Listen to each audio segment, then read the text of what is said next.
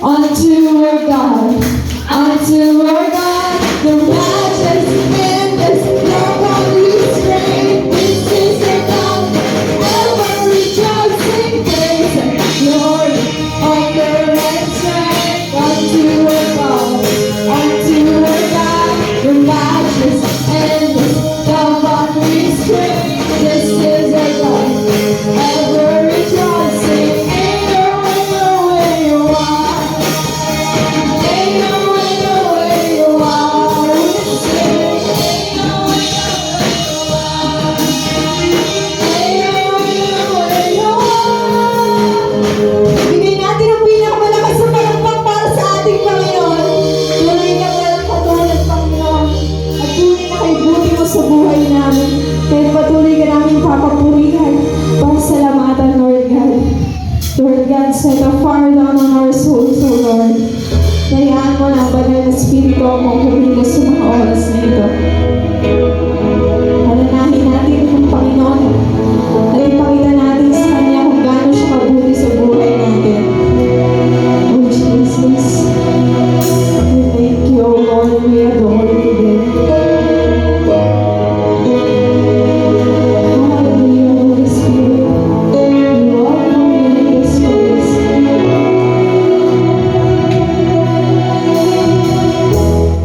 I call you faithful for the promises you gave and every need you made. Thank you, Lord. Lord, I'm so grateful. Yes, Jesus. You were with me every step, and I never will forget. 'Cause when I think of how you bless me, how your hand has never let me go, never let me go. You have been so good to me. God, I can't believe how you love me. What a friend you have been. So good to me. God, I can't believe how you love me. What a friend you have been. Oh Jesus, you're so good to us every day of our lives.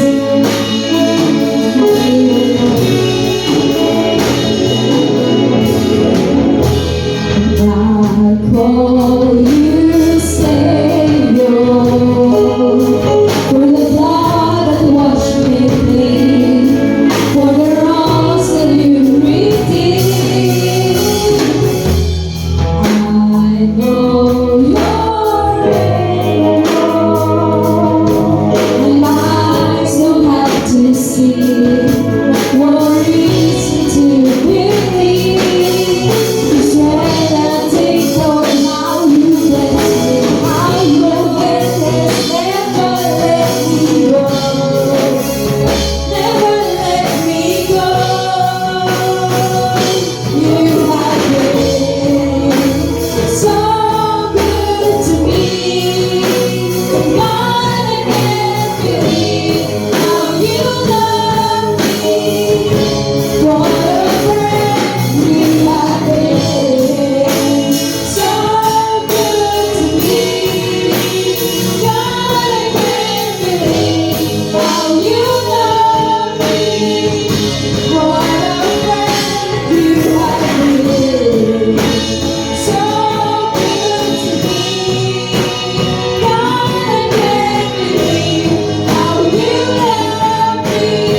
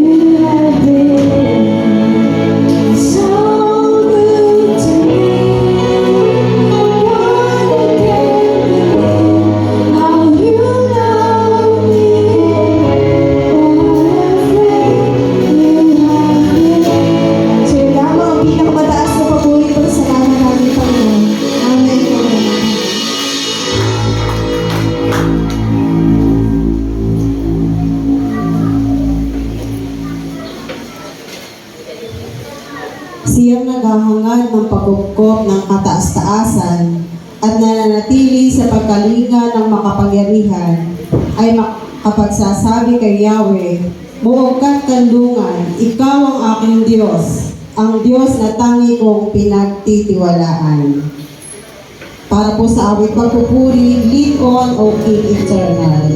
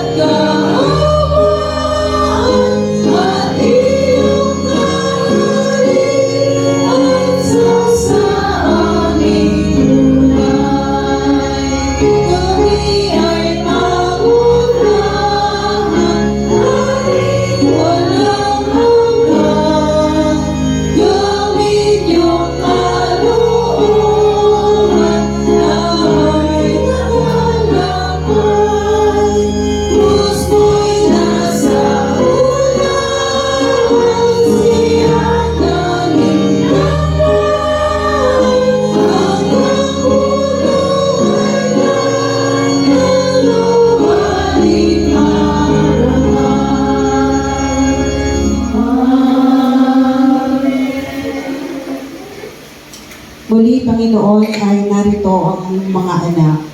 Kami ay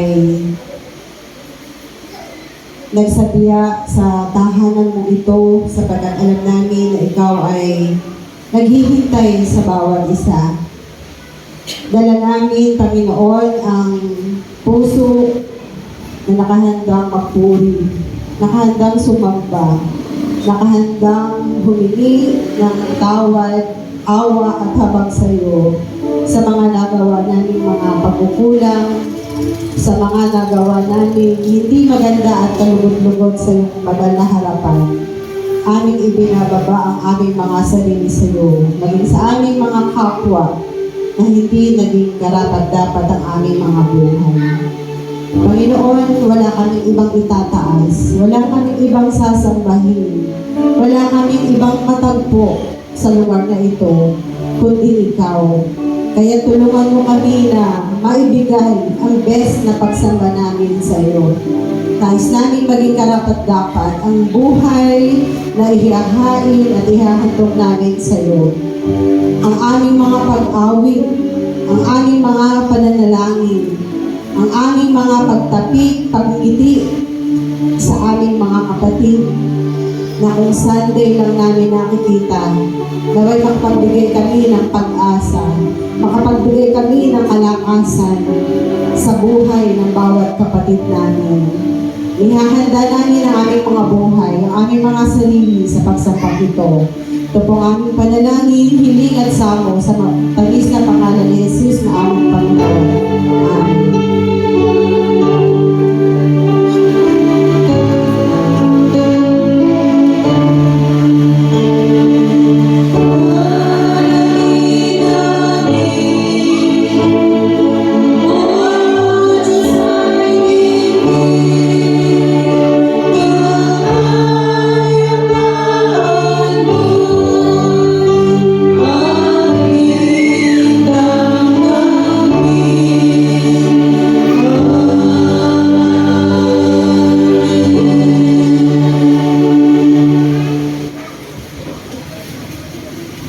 Sapagkat si Yahweh ang iyong ginawang tagapagsanggalang at ang pinili mong mag-iingat sa iyo'y kataas-taasan.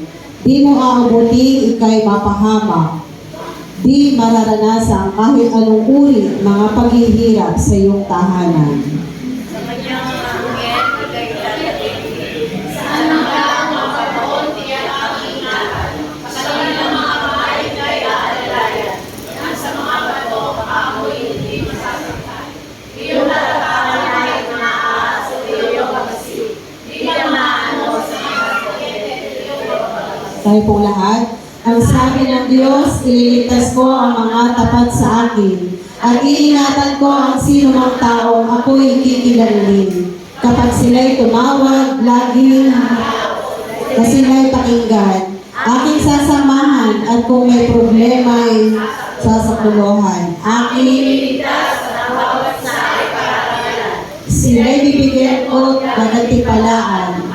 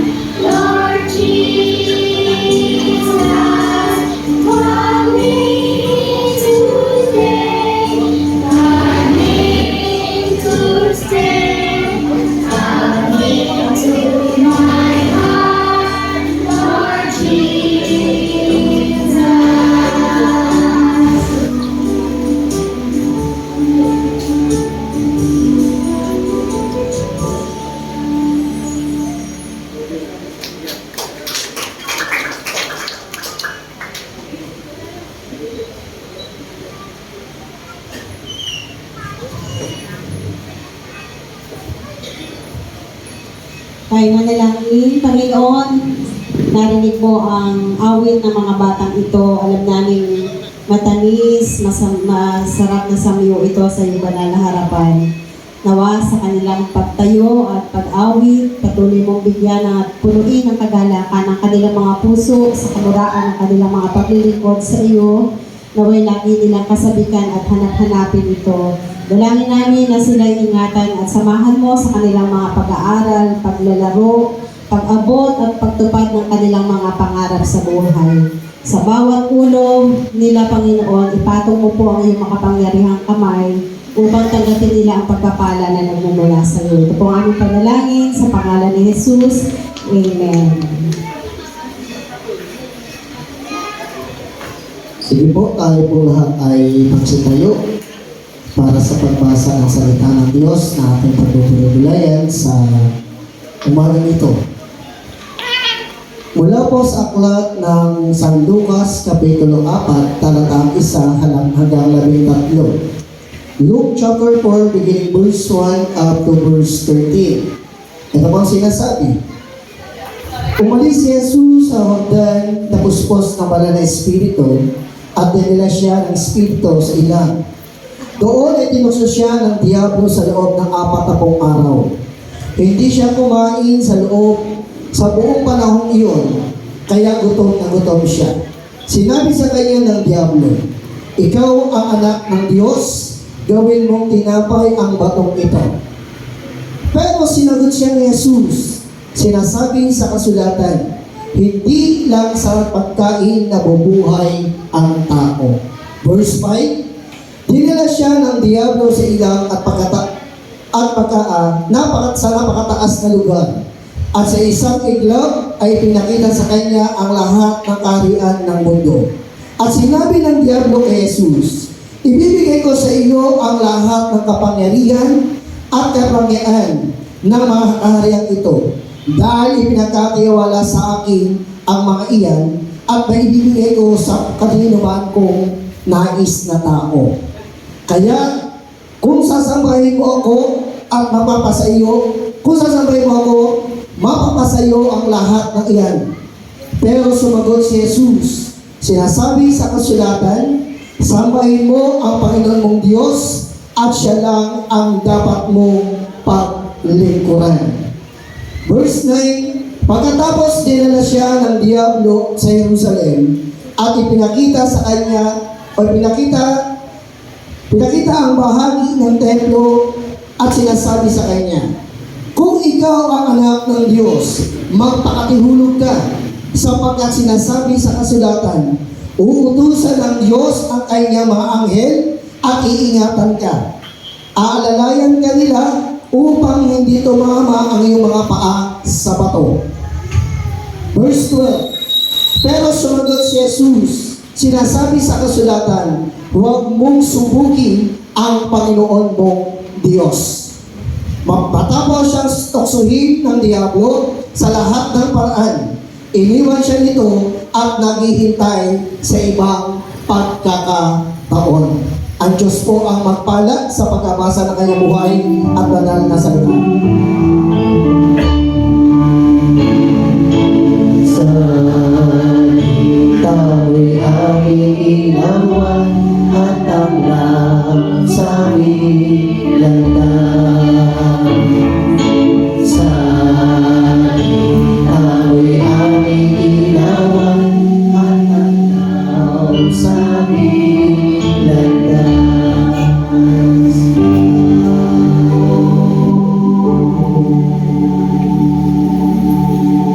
Sige po, muli po tayo po ay magpasalamat sa Panginoon. Ibigay po natin muli sa ating Diyos ang mga biyaya at ang mga pagpapala na patuloy po natin tinanggap sa buong linggo ng ating mga buhay. Kaya sabi nga ng Lord, mapalad ang nagkakaloob ng may kagalakan at may kasiyahan sapagkat pupunuin ng Diyos ang lahat ng kanyang sisidlan sa pagpapala na kanyang ibinabalik sa Diyos ng may pagpapasalamat. Amen po ba daw? Yan. Kaya tayo po natin tumayo at tayo po patuloy na magbalik ng saganang biyaya at pagpapala para sa ating Panginoon.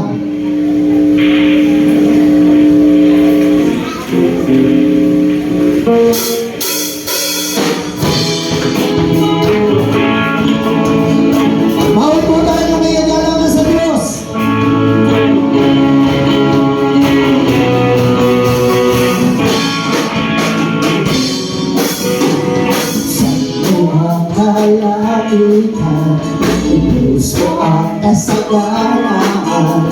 Handa na kami sa likod, mga pagpapalaman. Pusin mo ang kalangitan, ipuso ang kasaganaan. Handa na kami sa likod, mga pagpapalaman.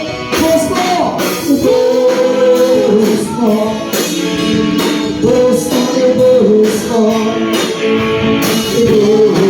Sa mga dito,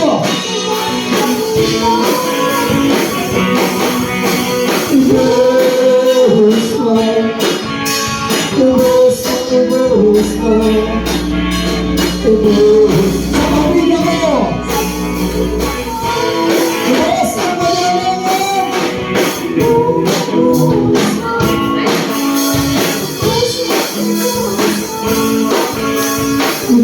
gusto mo lang. Sa pangarap ko, kumasa ka na lang niyo. Sa kagaya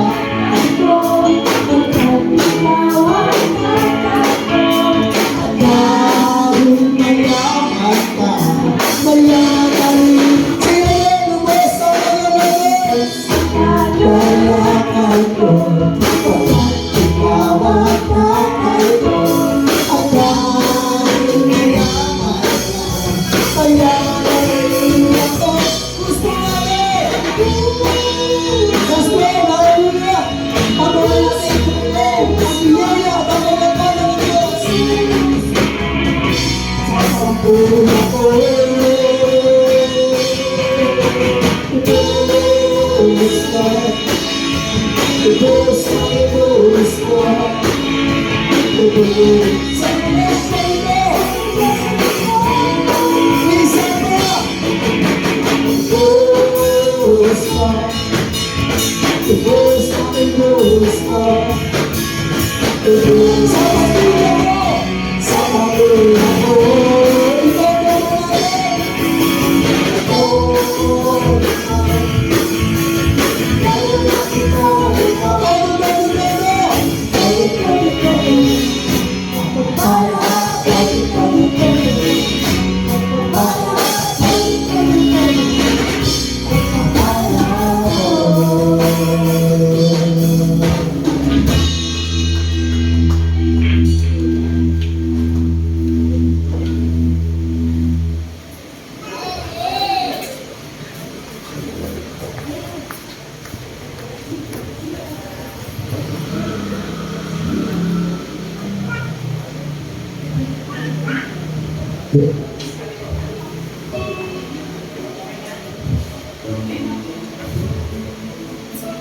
Tayo ay manalangin.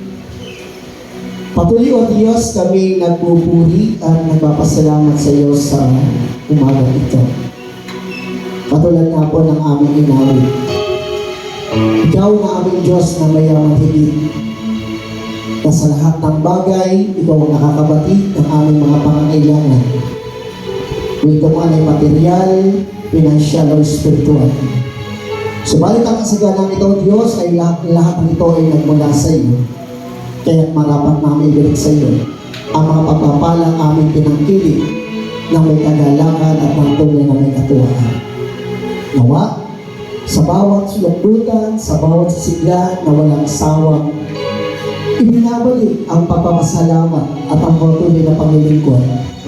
Katulad ng iyong pinangako sa aklat ng San Lucas, siksik, liglig at umaapaw ang tunay na pagkakatiwala at ang pagpapala na aming pangangapin.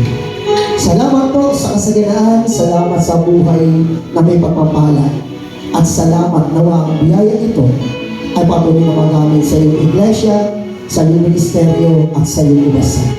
Sa iyo kami, Panginoon, patuloy na nagtitiwala na tunay na sa lahat ng iyong anak ng nagiging matapat at magiging mabuting katiwala, ikaw din ang patuloy na magpapala. Sa iyo, Diyos ang papuri, sa iyo, Diyos ang pasasalamat, sa matamis sa pangalan ni Jesus. Amen. Amen.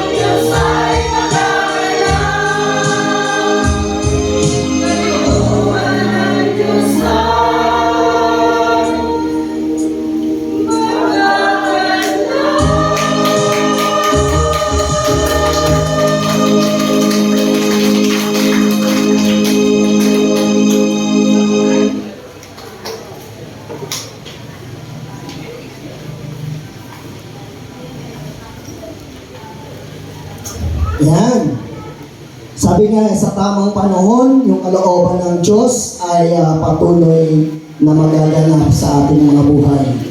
Huwag lang po tayo magsasawang maghintay sapagkat naroon po yung kaganapan ng ating Panginoon. Okay, i-welcome po natin yung partner po ng ating Rosalie. Yan, nasa likod na tabi po ng ating Rosalie. Kuya Mario ba? Marlon. Yan, sorry po. Kasi kasama sa Mario. Yan. Okay, si Kuya Marlon. Kuya Marlon, pwede po kayo pakitayo? Yan, welcome po natin ang Kuya Marlon. Yan, isa sa magiging pamilya natin sa ating iglesia. Yan. Ate Joyce, alam mo na ha? Okay. Sa buhay po natin, titignan po natin yung aklat ng Luke chapter 4, beginning verse 1 up to verse 13. Tatlong bagay yung kung paano tinukso o tinuyak ng kaaway o ni Satanas si Jesus. Kasi nga, ito po yung panahon na si Jesus po ay nasa katawang lupa. No po, dumating sa panahon na sabi nga, in a 40 days, in a 40 nights, siya po ay nag-ayuno, siya po ay nag-fasting. Dahil sabi ko nga, nasa panahon na po tayo ng Kwaresma. At doon, sa pagpapasko ni Jesus, sabi nga doon, dumating siya sa panahon ng siya ay nagutom. No? Nakaranas siya ng gutom na gutom, nakaranas siya ng pagkauhaw. Kaya, doon sa tatlong bagay na yon, meron po doon na ginawang pagtukso, pang-uuyam, paninigis, pang-aasar. Ano ba po pwede natin sabihin?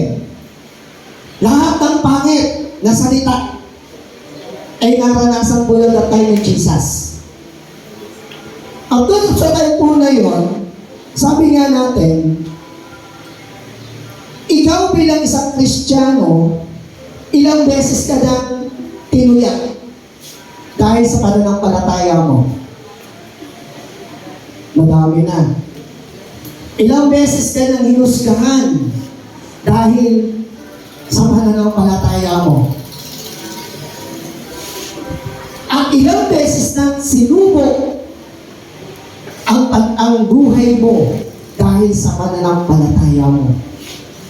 Lagi natin sinasabi na ang mga pagsubok ay ibinibigay ng Diyos. Mga kapatid, hindi po ang Diyos ang nagbibigay ng mga pagsubok na dumating sa buhay natin. Ang kaaway, inallowed lang po ng Lord. Ino-honor niya yun para makita kung gaano ka talagang katatag, kung gaano ka katibay, at kung paano hindi ka bibitaw sa iyong buhay bilang isang mananampalataya. Pero madalas sinasabi natin, Lord, bakit mo naman ako sinusubok? Malinaw po sa verse natin, sino ang nanubok? Si Jesus ba? Hindi. No, hindi si Jesus. No, sino sumubok? Si Diablo. Pero, sabi doon, may ginagawang paraan ang kaaway para tayo ay masubukan. Una, yung sinasabi po natin, the lust of the flesh. The Satan is attempted to Jesus, turn stone into the bread, appealing to his physical hunger after the fasting. Ang sinasabi ng kaaway, sinabi ng kaaway sa kanya, sige, kung anak ka talaga ng Diyos, kung Diyos ka talaga, itong batong ito, gawin mo nga tinapay. Tayo, minsan ganun po din tayo eh. Minsan, yung ang kapitbahay nyo, kasama nyo sa loob ng bahay, sila yung gumagawa ng dahilan kung bakit kayo natetet. Para bang, lalo na pag dumaraan kayo sa mga situation na napakabibigat ang pag-problema, alam ko ba Diyos, buhay ang Diyos mo? Pero bakit hindi ko yata nararamdaman na parang tinutulungan ka niya? Parang hindi ko nararamdaman na naririyan siya sa tabi mo. Diba? Minsan nagtatanong tayo sa sarili natin, o ano? Ano kaya mas magandang gawin? Sabi doon, noong sinabi ni Jesus ang mga bagay na ito, sabi niya sa verse 4, nasusulat hindi lamang sa tinapay na bubuhay ang tao, kundi sa bawat salita na mumutawid sa ating mga labi. Mga kapatid, marami sa atin nangyayari yung to cease to believe. Para tayo sa Sino. Maniniwala akong buhay ang Diyos pag naipasok ko yung aking daliri sa kanyang tagiliran. Kaya nung nakakita ni Jesus na ganito yung pagtanaw ni Simon, sabi niya, Simon, sige, gawin mo. Pasok mo yung daliri mo o yung kamay mo sa aking tagiliran para maniwala ka na ako ay buhay. Sabi nga na Panginoon sa kanya, ang napakatagal na panahon na nakasama kita. Pwede ibalik sa atin ng Diyos na napakatagal na panahon na tayo mananampalataya na. Pero pag may dumarating ang lagi nating tanong, Lord, bakit naman ganun? Hindi pa natapos yung isa, may isa na naman. Di ba? Anong gusto nyo maging buhay Kristiyano? Pabanching-banching? Paisi-isi? Ayahay? Yung ba gusto nyo maging buhay Kristiyano? Amen? Paano kayo masusubukan kung talagang Kristiyano kayo kung ayahay ang buhay nyo? Di ba? Meron ba Kristiyano ayahay ang buhay? Hello? Parang gusto niyo maging ayahay lang. Pagka nakaupo ka sa daong-damo, akaway-kaway yung paa. Kung kuya-kuyakoy.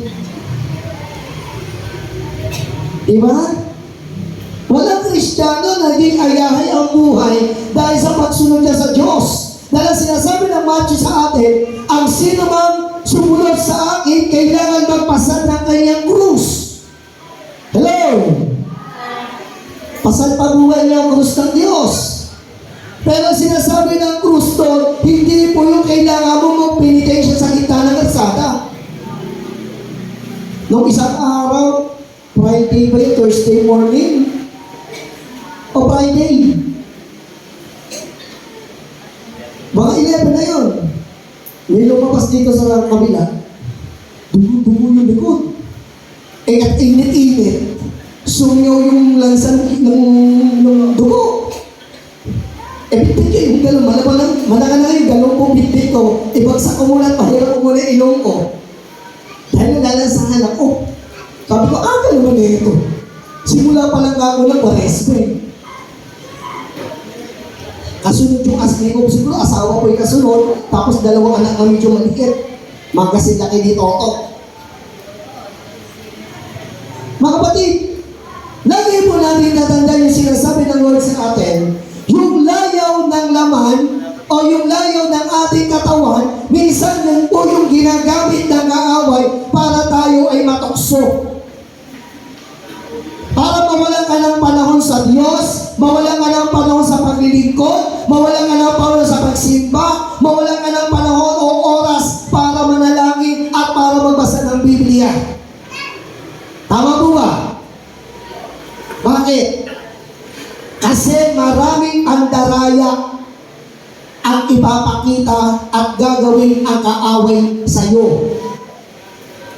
Kasi yun ang kailangan mo. Pag kailangan mo ng pera, bibigyan ka ng kaaway o padadala ka ng kaaway ng magandang trabaho.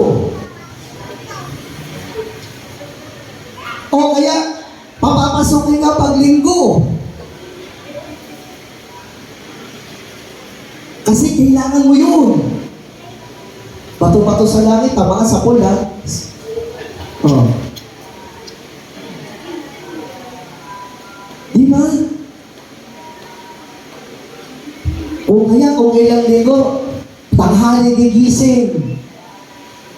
Tapos sasabihin, mamaya, SM tayo. Buti pa si SM, naaalala. Si Lord, hindi maalala. Di ba? Buti pa si SM, naalala. Si Jollibee. Si window shopping.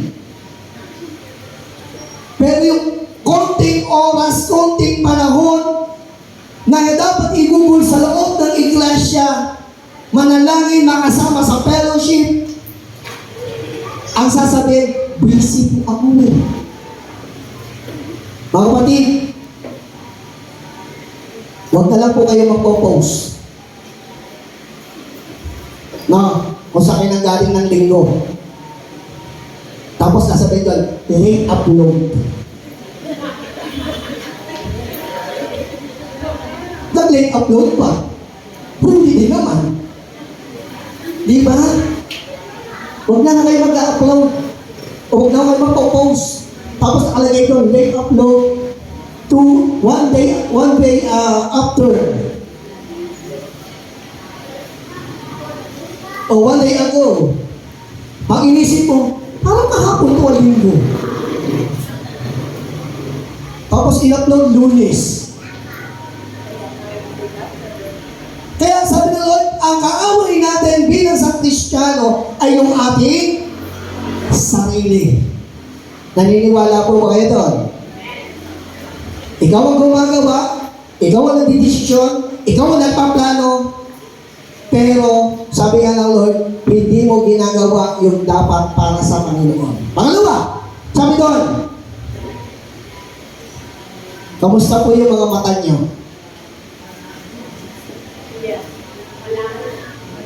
Malabo. Pero pagka sa pagmamarites, malinaw, matalinaw. No? Ang sabi dito sa pangalawa, kahalayan ng ating mga mata.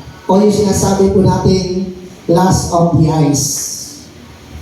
The second order of Jesus, the kingdom of the world, if we worship in Him, appealing to Jesus' desire for the power and authority.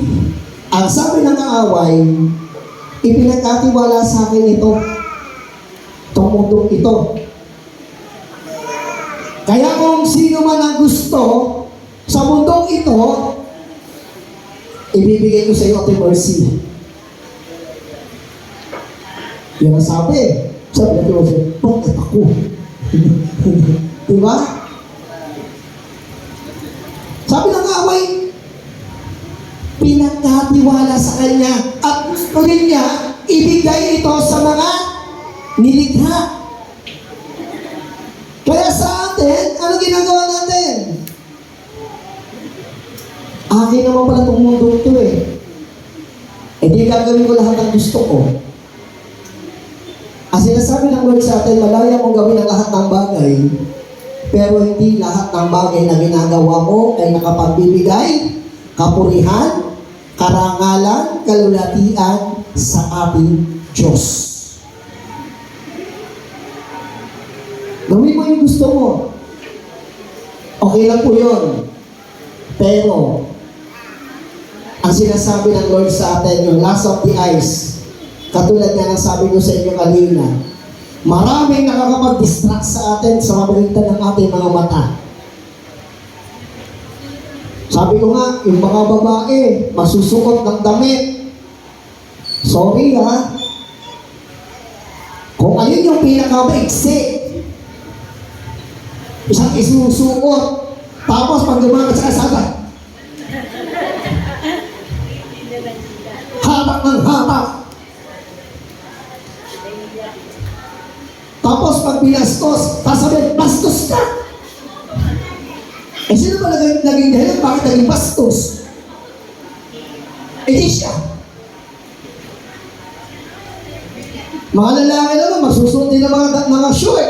Masyadong pit-na-pit, kala mo may pinagmamalaki. Ganyan naman kalaki.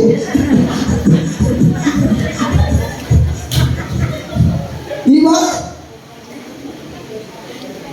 Ikaw o tayo ang gumagawa ng dahilan kung bakit nagkakasala o kung bakit nagkakamali yung ating kapwa. Amen. Yung iba naman susuot, grabe mga cleavage. Pag yumuko, gara. Kala naman may tinago. Tapos sasabi sa nila, nanginginig ka. Ba, kasalanan mo yan eh. Pag sinuot mo sa bagay o isang klase ng damit, you make it sure, panindigan nyo.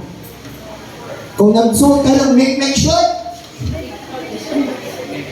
abay, panindigan mo nagsuot ka ng make shirt.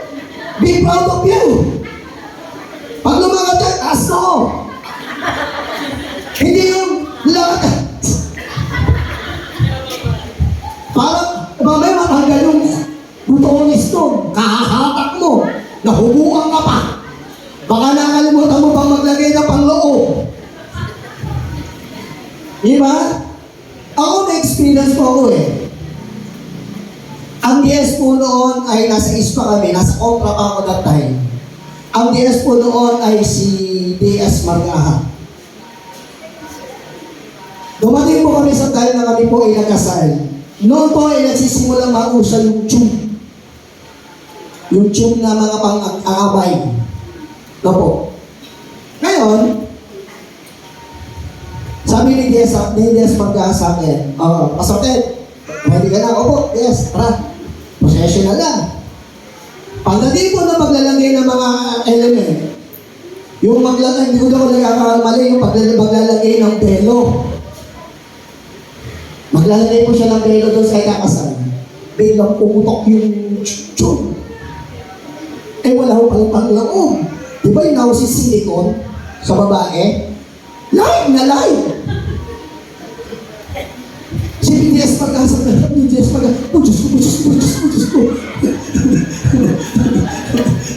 Sabi ko kay DS pagka, DS, nagkakasal po tayo. Ay, oo nga pala. Pasensya na, pasensya na. Eh ako naman po, hindi naman ako, nabigla ako, kaya lang, hindi ko siya pinansin. Sabi ko dun sa babae, dun sa abay, sige anak, ayusin mo muna. Huwag kang pahalata. Kami lang naman ako nakakita. Kami lang naman ako nakakita. Huwag kang galala. Kaya alam niyo po, simula noon, pag ako po ay magkakasal, di ba nauso naman din yung mga syol-syol, yung mga manginipis na list. Hindi po ako pumapayag na ang abay ay walang syol na suot. Kaya sabi nila sa akin, ang hipit ko daw. Dahil ayoko na po siyang maulit. Kasi unang-una, paano po kami tinitigan namin mabuti ni Desyo? Di kami pa nag-asala. Di ba? Oh. Kaya mga kapatid, tandaan po natin, kung sinasabi natin na mayroong lust of the flesh, yung layaw ng laman, meron din po tayong tinatawag na layaw ng ating mga mata. Maraming ginagawa ang kaaway katulad po ng sabi ni Satan kay Jesus. Pangalawang pagsubok o pangalawang pag-inganyo sa kanya na kung ikaw talaga anak ng Diyos. Tumalong ka dyan. Ibibigay ko sa iyo ang kaharian ito kasi ito ay ipinagkatiwala sa akin. Ibibigay ko to sa gusto kong pinagbigyan. And then, for the last, this the pride of life. The Satan is tempted to do jump from the pinnacle of the temple, attesting God's promises to protect him, and appealing to Jesus' pride and to the desire for recognition. Ang sinasabi ng kaaway sa atin, Kung anak ka talaga ng Diyos, tumalong ka dyan. Diba sabi? Hindi tutungtong ang paa mo sa bato o sa lupa. At hindi ka masasaktan. Minsan tayo po yung gumagawa ng parang kung bakit tayo nadidisgrasya. Kung bakit tayo ay nakakagawa ng kamalian. Meron pong isang sinabi sa buhay namin, sa pamilya namin, nung nagbibinataya kay mga anak. Bahala na lang kayo kung sino mag-isipin nyo sa dalawa. Nagagirlfriend ko yung isa, very close. Very close siya sa girlfriend niya. Eh alam na lang po nila na ako ay very strict pagdating sa ang babae at lalaki hindi dapat magkaroon ng ganang attachment. Sinabihan ko yung anak ko. Ngayon, may isang birthday na inattend namin, nasabi ko doon sa nanay ng babae, kapit sabi sa akin, wala akong tiwala sa Holy Spirit. Alam niya sa totoo, may tiwala ako sa Holy Spirit, sa kanilang dalawa, wala akong tiwala. Sabi ko gano'n, may tiwala ako sa Holy Spirit, pero sa dalawang to, wala akong tiwala. Sabi niya, hindi pag nabuntis, hindi ipakasal. Hindi tayo nilang pangarap sa anak ko. Kung ayaw mo yung tanggapin pastor, eh tinuturuan ko mag-manicure, pedicure, kaya magpasahe. Ha? Magiging manicurista yung anak ko? Ang ginawa niyo pang ano? Di ba? Hindi na ako lumayo sa example. Bakit? Minsan tayo yung lumalapit sa mga tukso. Minsan tayo yung lumalapit sa mga maling ginagawa natin. At pag tayo nagkamali, at the end of the day, sasabihin natin, kasi hindi naman pinigilan ng dati ko, kasi hindi naman pinigilan ng mga tao. Yung mali mo, isinisi mo pa sa iba. Hindi mo matanggap o hindi natin minsan matanggap na tayo yung may kasalanan. Amen. Hindi natin minsan matanggap na tayo nagkamali. Ikaw yung gumawa ng kasalanan, tapos yung mali mo, ibubintun mo sa ibang tao.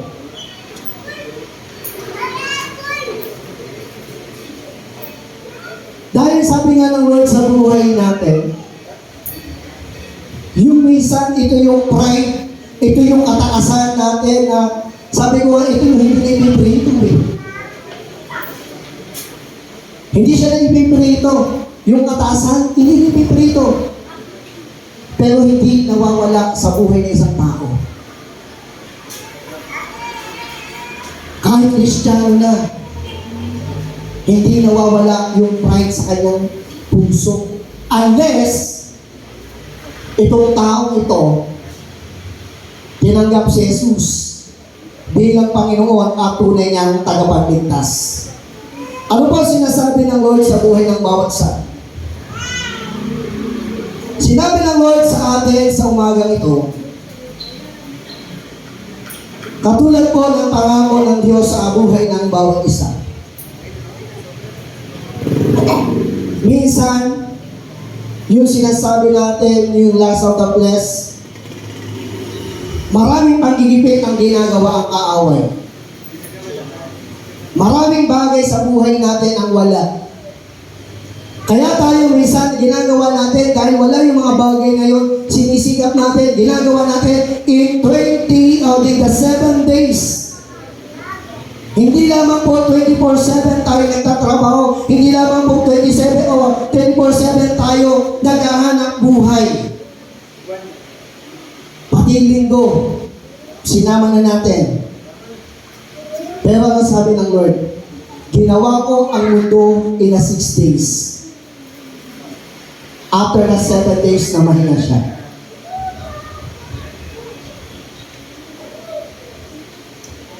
Mga kapatid, hindi po lahat ng biyayang dumarating, tinatanggap natin sa araw-araw. lalo na pagdating ng oras ng pamamahinga nyo, ay nanggagaling sa Diyos. Tandaan niyo po yun. Minsan, yung biyaya na tinatanggap natin, distracted yan sa pananampalataya natin. Bakit? Pwede siyang gamitin ng kaaway para ilayo ka na sa Panginoon. Pero, dahil may pride ka, sasabihin mo, bakit? May bibigay ba ni Pastor? Yung kikitain ko itong araw na to? Hindi ko po kaya ibigay. Pero tandaan po natin yung sinabi ng Matthew 6:36. But as seek ye first the kingdom of God, and His righteousness, and all these things shall be added unto you. Hindi po si Pastor ang magbibigay ng kakulangan sa buhay mo. Pero, nakakasiguro ako, kung uunahin natin laging pagkatiwalaan ang ating Panginoon. Sabi niya, pawang kailangan mo ay idaragdag ng Diyos sa iyo. Amen. Importante po ito. Yung ikaw ay makasama sa fellowship. Yung ikaw ay makasama sa pagsamba. Kung ayaw nila, okay lang. Ikaw. I-insist mo yung sarili mo. Kasi ito yung sinasabi naman sa atin.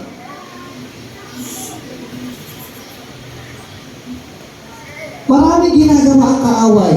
Katulad ng ginawa 3 beses, sabi ko sa inyo 3 beses.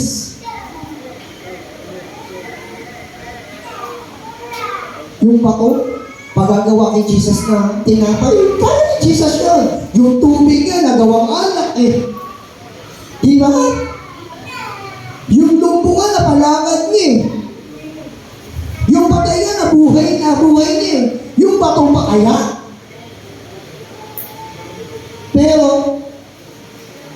ang ipinapakita ng Lord sa buhay ng bawat isa sa atin, sabi nga ng Panginoon, huwag mong subukin ang iyong Diyos. Kasi, pag dumating yung panahon at oras na wala nang mananampalataya at wala nang Kristiyano, wala nang sasamba sa Panginoon, ang sabi niya, kahit ba ito, ititindi ko sa gitna. Siya mangangaral ng salita ng Diyos. Payag ka, Ate Jasmine. Ikaw, nandiyan ka sa upuan mo, tapos makikinig ka sa bato. Parang nakakahiya naman. Di ba? Ang magsasalita sa iyo, ang magsasabi sa iyo, mabuhay ang Diyos, sasagot ka naman sa bato. Amen, bato. Di ba? Kaya sinasabi ng Lord sa atin, habang may panahon, habang may oras, habang may pagkakataon, huwag nating kaligtaan ang mga pagtitipon na ginagawa ng ilan, kundi magpalakasan tayo sa isa't isa. Sapagkat nalalapit na at nakikita talaga na natin, namamalas na natin na ang Diyos ay paparating na sa ating mga buhay. Mga kapatid, tandaan po natin lagi, hindi kailangan sa lahat ng pagkakataon tayo ay magpapadala sa ating kaaway para siya ating sundan para gawin ang lahat ng kanyang ipinagagawa sa atin. May Diyos ka, may pananampalataya ka, at ikaw ay tinawag ng Diyos para maglingkod at para sumunod sa Kanya. Magpalain po tayo ng Panginoon.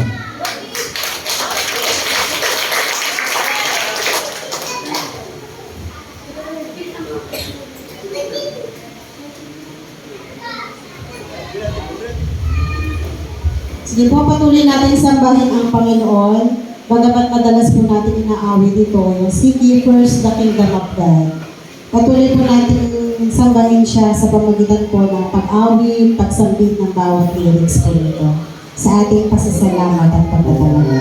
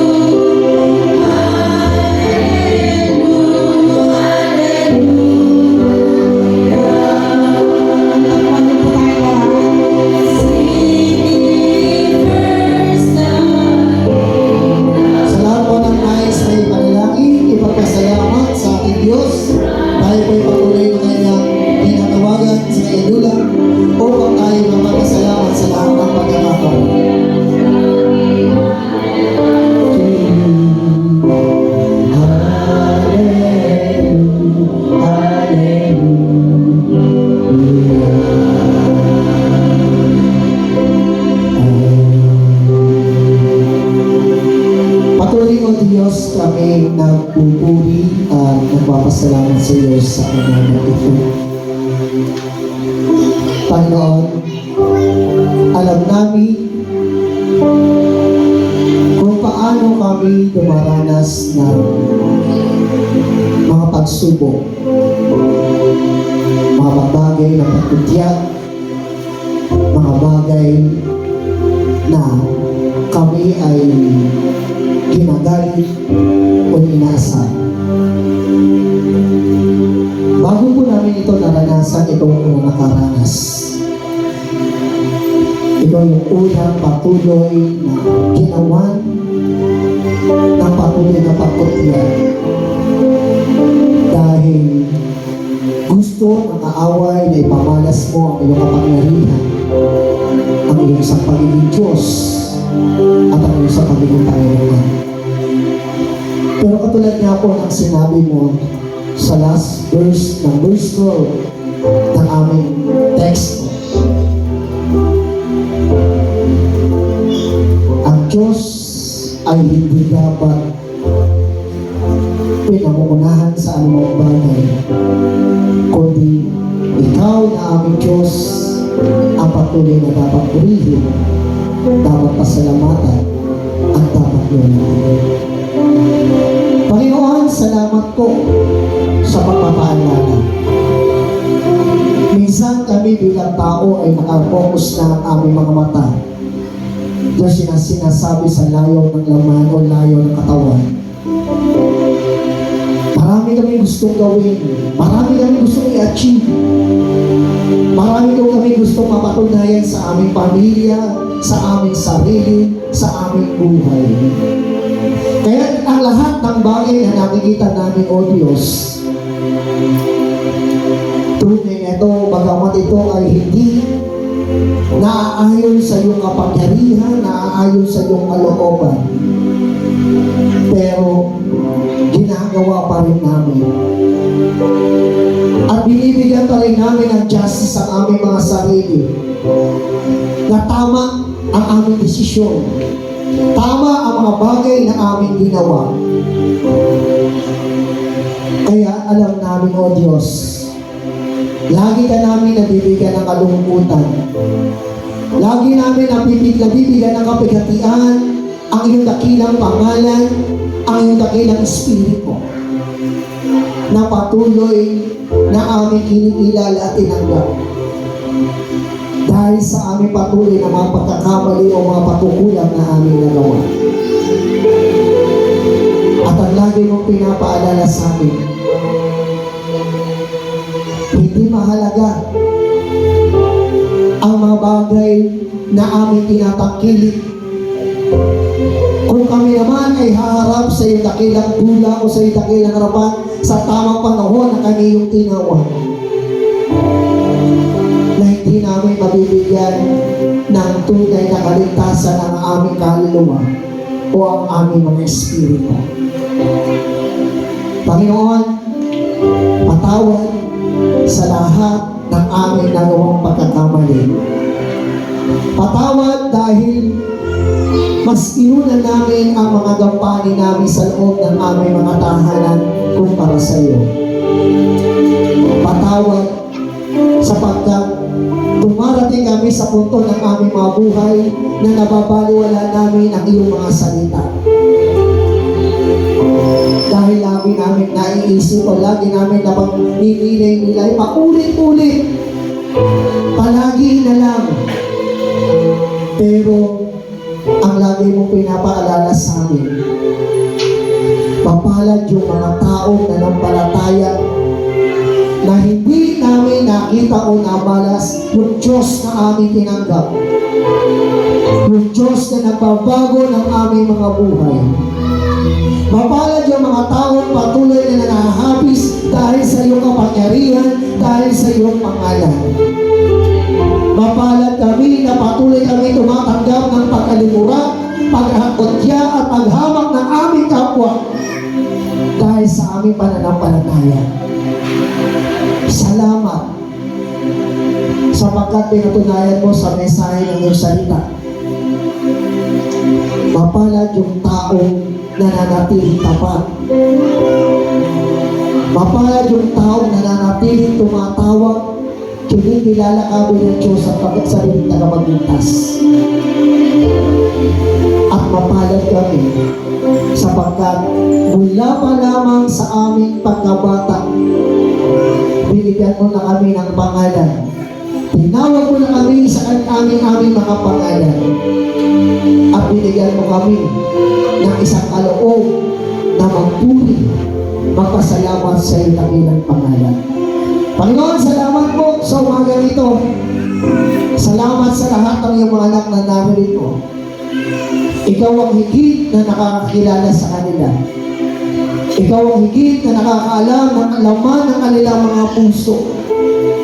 Ikaw ang higit na nakakaalam ng mga pangailangan nila sa araw-araw. Lalo na sa aming mga kapatid, yung mga nasa balik ng karamdaman. Alam namin, O Diyos, hindi kami nagsasawang manalangin, idulog sila sa inyo. Pero naniniwala kami. Katulad nga po na mga napag-usapan namin ng tayo ng mga nakaraang araw. God's perfect time. May tamang oras. May tamang pagtugon. May tamang panahon para sa aming mga pinapanalangin. Kaya Panginoon, huwag niyo pong bitawan ang iyong mga anak sa kanilang pananalangin, sa kanilang pamilya. Kay Kuya Freddy, O Diyos, sa Kuya Gureng, Panginoon, Kuya Jojo, O God, sa buhay ng Nana Norma, kay Kuya Andrew, O Diyos. Panginoon, alam namin na may mga taong higit na nangangailangan ng iyong panalangin. Hipuin niyo po ang kanilang mga puso, ang kanilang mga buhay. Alam namin, O Diyos, maging sa buhay ng Nanang Aaron, O God. Panginoon, isang salita mo lang. Katulad po ng pananampalataya ng babae, halos ilang taon na inaagasan. Sa tunay na kanyang pananampalataya, ang sabi na doon, mahawakan lamang niya at laglaran ng iyong damit. Siya'y patuloy na gagaling. Panginoon, hawakan mo ang bawat puso, ang bawat isipan ng iyong anak na patuloy na nangihingi ng kagalingan. Ikaw ang magpaunawa sa kanila kung gaano mo sila kamahal, kung gaano ka kabuti sa lahat ng pagkakataon sa kanilang mga buhay. Maging O Diyos sa aming mga kapatid na nagme-maintain ng kanilang mga gamot. Dahil sa kanilang diabetes, sa kanilang mga high blood, mga naging hypertension, Panginoon, Lord, walang imposible sa iyo.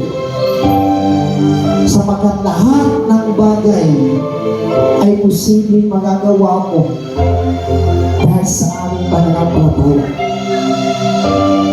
Ito yung lagi mong itinuturo na magkaroon kami ng pinakamaliit na butil ng pananampalataya.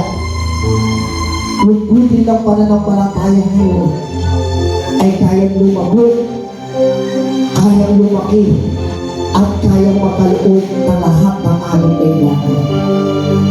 Salamat po, O Diyos, sa umaga ito, sa aming pag-uwi. Samahan niyo po ang aming mga bata sa kanilang paglalaro, sa kanilang mga pag-aaral. Ang aming mga kabataan na patuloy na umaabot ng kanilang mga pangarap, na kanilang mga mitipin. Ang aming mga nasa kolehiyo na patuloy na mga ilang hakbang o ilang panahon ng kanilang pagpapagay ay makamta nila ang kanilang minimitik mga pangarap o kanilang mga naisip. Maging O Diyos at aming mga kabataang may gulang na nagsisimulang magtayo, magtindig ng kanilang mga tahanan, magtindig ng kanilang kabuhayan, magmahal sa kanilang mga asawa at pamilya, at maging sa mga hanap buhay na kanilang tinatanggap. Lagi nila itong ay magpasalamat sa iyo at at lagi nilang may balik ang lahat ng pamapala na kanilang tinatanggap sa iyo.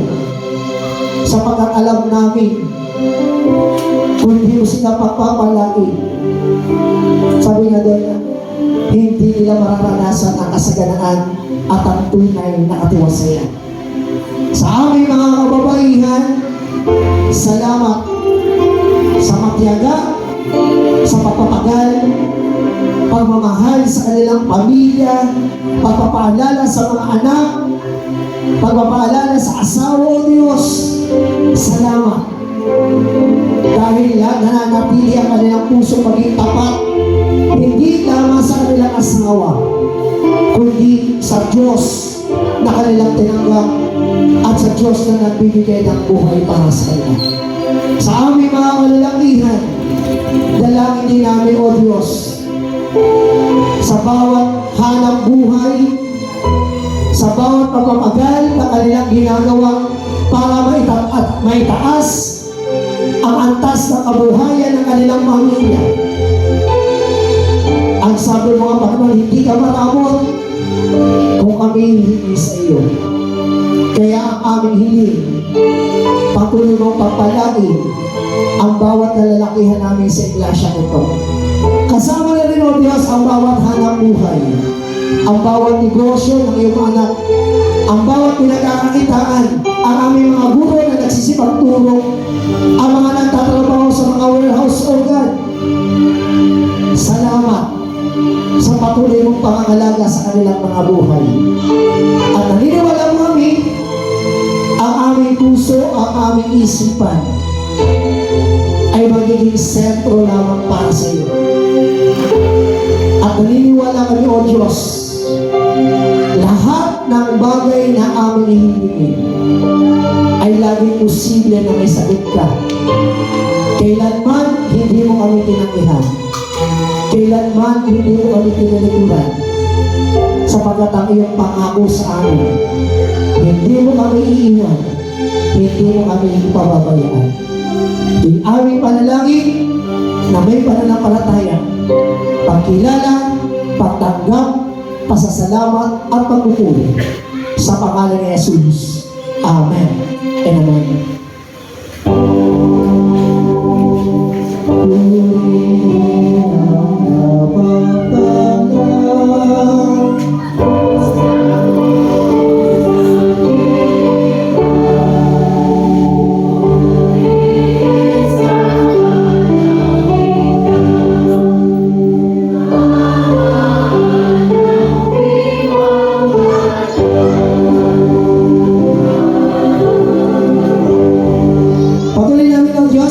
Sa iyo ang iyong anak na magdiriwang ng kanilang arawan mula sa buhay ni Michael, kay Giselle, kay Kuya Dito, O Diyos, maging sa buhay ni Dina at sa buhay ni Kuya Dito, O God.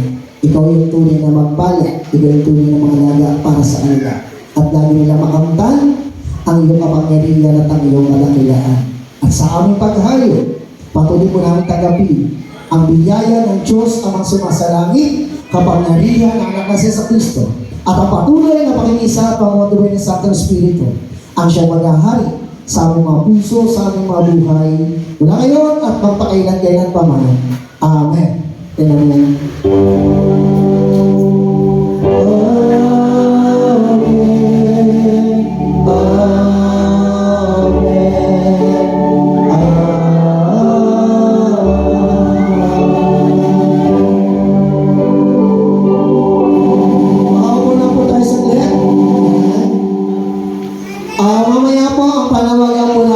PPR chair ay magkikita-kita kayo dito mamayang 5 p.m. sa lahat po ng mula po sa ating NICO, sa ating council, yung core organization, tapos po annual conference delegate, sila po. Yan, mga presidente po ng ibang organisasyon, Kuya Lucio, Ate Ayla, si Ate Lenlen, si Ate Nicole. Yan, sila po yung mga attend ng SPPR evaluation. 5 p.m. po tayo, 5 p.m. po na kayo, di pala ko kasali. Kayo lang pala. 5 p.m. po kayo mamaya. Magpalay po tayo ng ating Panginoon. Huwag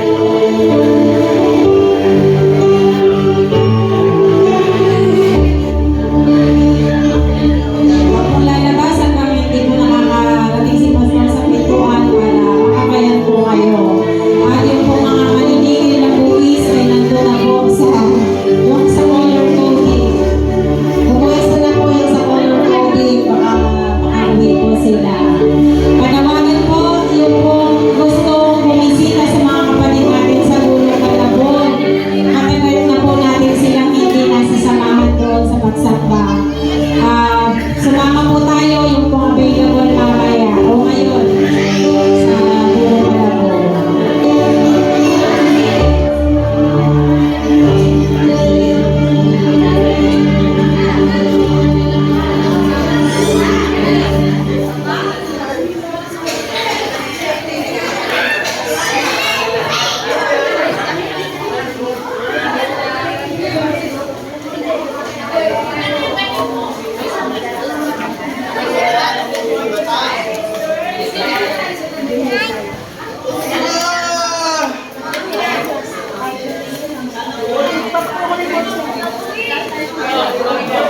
Let's